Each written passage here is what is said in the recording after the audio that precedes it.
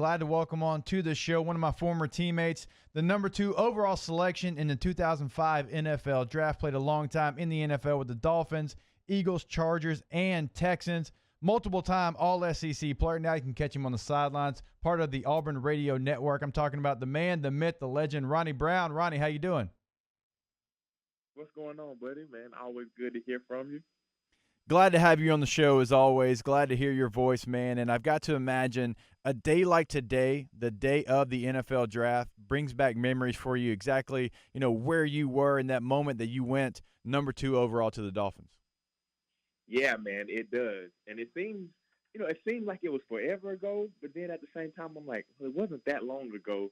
And so, yeah, man, I just get to having those feelings. I was looking, some buddies sent me some pictures. I guess they were re-showing the 2005 draft on ESPN. And, I was like, wow. I looked at the suit, first of all. I was like, dang, that's a big old suit. And then, bringing back all the emotions. It was an exciting day, but I definitely was nervous. What was it like when you got that phone call when you talked, with the Dolphins GM, when you talked to Coach Nick Saban and they told you, hey, Ronnie, we're taking you number 2 overall. You're going to be our running back of the future. What was it like to have a team value your talents that much? Man, it was so much that went through my mind at that time, being able to share, obviously that moment with my family, but, thinking about all the things that you had done up until that point to even get in that position or be in that position, and all the hard work paying off and, having an opportunity. And that's what I tell a lot of you guys. I'm like, when I was young, I just wanted the opportunity to play in the NFL. It wasn't being the second pick or, things like that. I just wanted the opportunity to be an NFL player. And so for that to be, in a point where, it was happening, it was so much that went through my mind. I was appreciative. I was, felt like it was, meant to be, but at the same time, I was overwhelmed with emotion because, having that phone call and visualizing it, up until that point, at some point it's still just, a hope and a dream. And then to get the reality of speaking to coach, who's the head coach of an NFL team and asking you, hey, how would you like to be a Miami Dolphin? I was ecstatic. I was, and I'm like, wow, like this really happened, and even now just sitting back thinking about it, I get chills because I'm like, it happened for a small town kid who grew up, wanting to do that and, really having to believe and overcome a lot of stuff in terms of, getting there and really looking at, how it happened. It's crazy. Now, Ronnie, when you look at the NFL and you hear critics say that the running back position is no longer as important as it once was, I know for me that always gets me upset. And the fact that they just assume you can put somebody in that place and you don't have to worry about it. We'll just get another guy the next year. How do you feel when you hear that teams don't value running backs anymore? Well, it's disappointing because when you look at teams that go deep off in the playoffs, you look at teams that win championships, you need all the pieces. And that's the great thing about football is it's the ultimate team sport. And so when you talk about an individual who scores touchdowns and gets points on the board, obviously that's a huge part of the process. And so, yeah, I get what they're trying to say in terms of the value, but that's the same thing with every position on there. Everybody's just as important. You talk about what a running back does. He needs the offensive line, but at the same time, so does the receiver who needs the quarterback or the quarterback who needs receivers. And so when you look at, being able to change the game, this is a game where there's not one individual who can change the whole course of the game without having, those individuals around him. And so it's the ultimate team sport, like I was saying. And so when you look at the running back and the value of it, I think for running backs, one, the more you can do, the better you are, put yourself in a position to help your team be successful. So, it's in the description as a running back, you're expected to be able to run, but, looking at the evaluation process, how well are these guys being evaluated? You can't evaluate a guy and ask him to come in who they've only done one thing in college and you expect him to be able to be successful amongst the greatest athletes in the world at something that he hasn't done before. So I think, everyone has to take responsibility. And, when you talk about the running back position, it's a special position. It takes a special type of guy. You've done it. You've been able to do it on, at a high level. So, and block some of the best defenders. And so when you look at that, it's a lot that goes into it. And so it's disappointing when people say that. So, and it kind of, makes you upset because, being someone who did it, you appreciate that. It's like me and my golf game. When I go out, I'm like, man, golf isn't that hard. But then when you get back there and you get beside that ball, it's hard to hit that ball straight and get it in the hole. So, the appreciation is definitely a lot higher for guys that have done it. And I wish it was the same for, people knowing what it takes to be an NFL running back. Catching up with Ronnie Brown here on a Thursday afternoon. Ronnie, you also work for the Auburn Radio Network, so you had a chance to see two potential SEC backs that could go in the first round, DeAndre Swift and Clyde Edwards-Helaire. Swift, of course, from Georgia, Edwards-Helaire from LSU. When you saw them play up close and in person, what did you think of their running style, and do you think, in fact, they will go in the first round?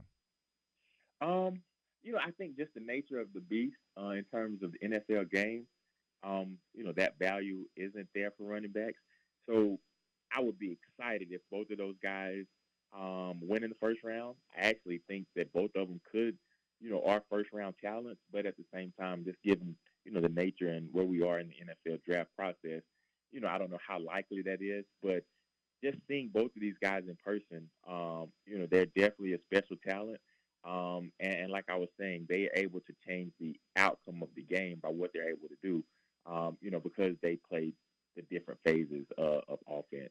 Both of those guys are guys that can be involved in the passing game, and so they can affect the game that way as well as, being effective running between the tackles. So, both of these guys are great talents. They played amongst, some of the best competition in college football and playing the SEC. And, I know that's always a debate, but these guys are capable of, being really good and really successful at the next level.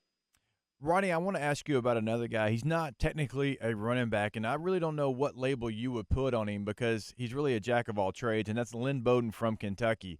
He started as a receiver. He could play receiver every single day in the NFL if he wanted to, and we'll see what teams and how they value him. But Lynn Bowden also played quarterback, out of need last year for Kentucky, and he was a guy that, in 8 games led the SEC in rushing, and he only didn't run for 100 yards in one of those games, and he had 99 yards. And so he can do it against the best competition. And you were the guy that brought the Wildcat back to the NFL.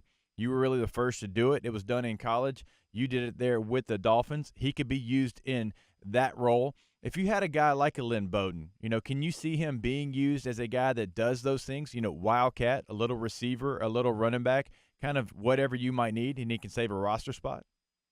Yes, because, when you look at those guys, you're like, this is a Swiss Army knife. And I think even to some degree, it would be a mild comparison to like a Taysom Hill being used now in New Orleans. Right.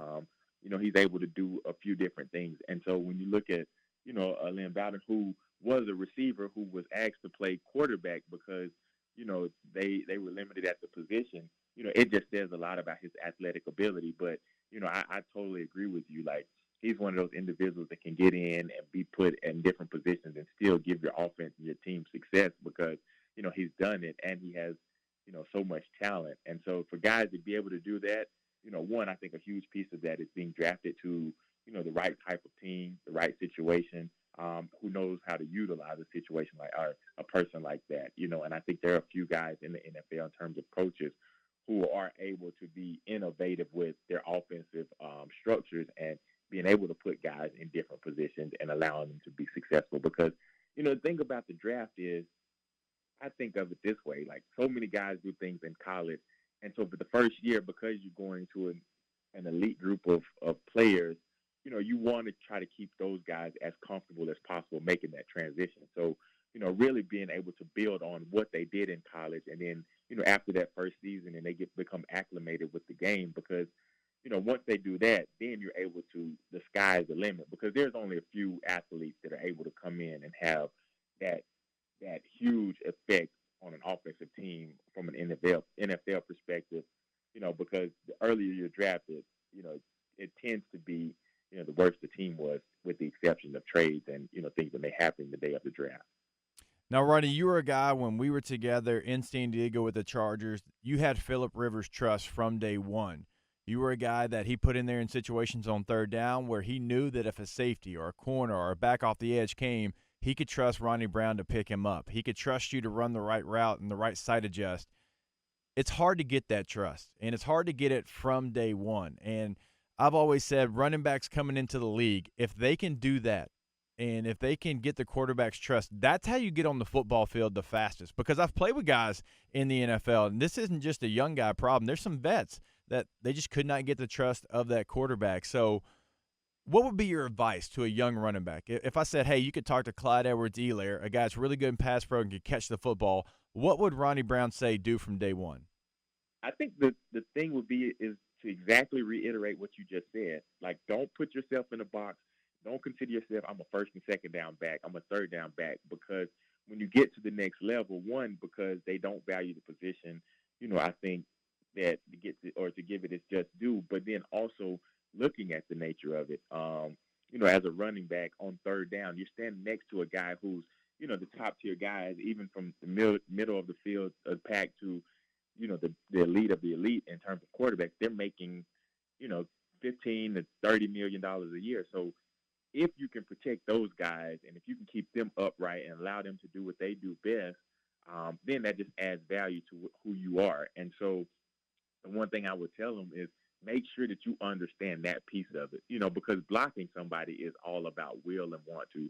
And if you have that, you just get in there, you can get ran over. But, as long as you're that speed bump and don't allow them to get to the quarterback, you've done your job.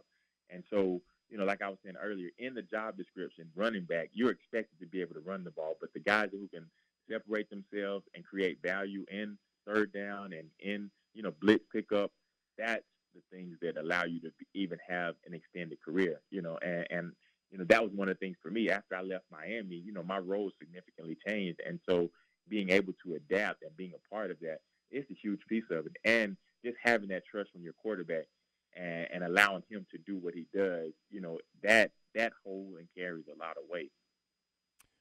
Ronnie, what do you think about this quarterback class? Talking about quarterbacks and gaining their trust, what do you think about our two SEC guys there, Joe Burrow, Tua Tagovailoa, and how you see their pro future careers as far as Tua kind of being injured? Joe kind of took the world by storm last year in that 1 year sample size of the new offense. He went out and set every single record you can set. So what do you think about them?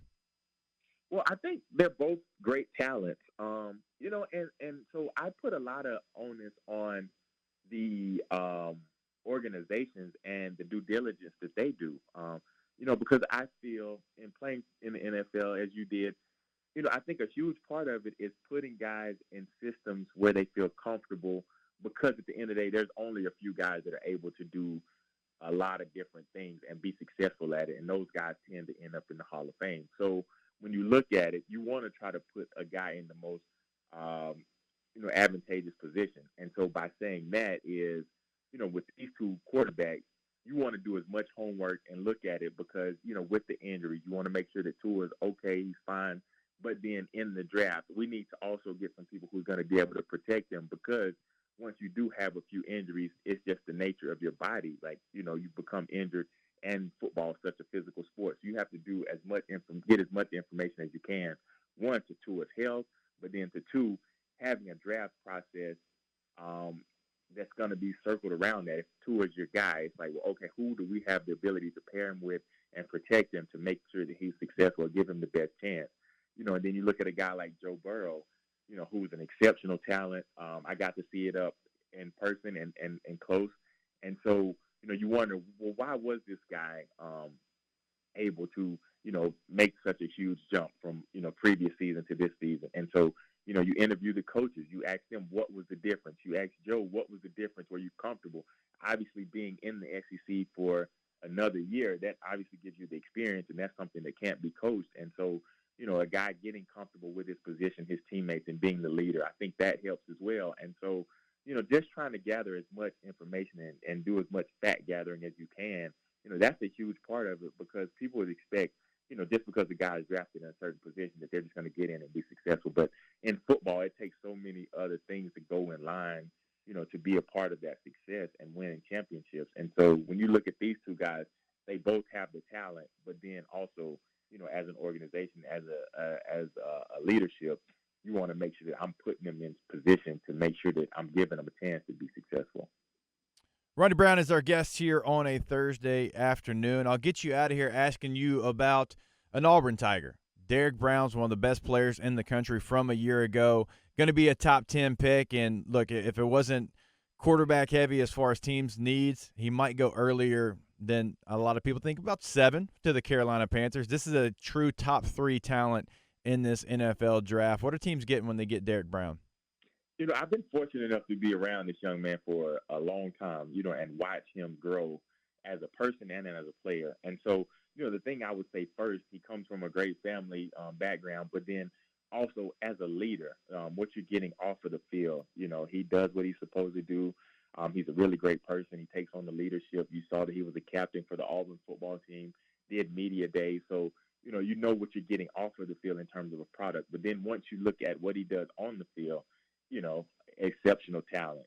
Even being able to take some double teams and the way that he's able to affect the game, from the interior of the defensive line, I think that says a lot about him. Athletic guy, big, able to be successful for a long time on this level. And so I think he offers everything that someone's looking for on the defensive line. And as a defensive coordinator, when you're looking for a guy who works hard, who gives everything he has, does it the right way, represents the organization the right way. So there's so many positives when you look at, a guy like Derrick Brown.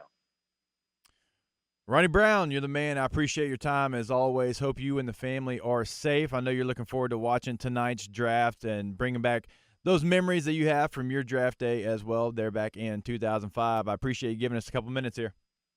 Always, man. I appreciate sharing it with you, man. And, hope all is well with you and your family as well. And enjoy the draft tonight. And, we'll see what happens. And look forward to catching up soon.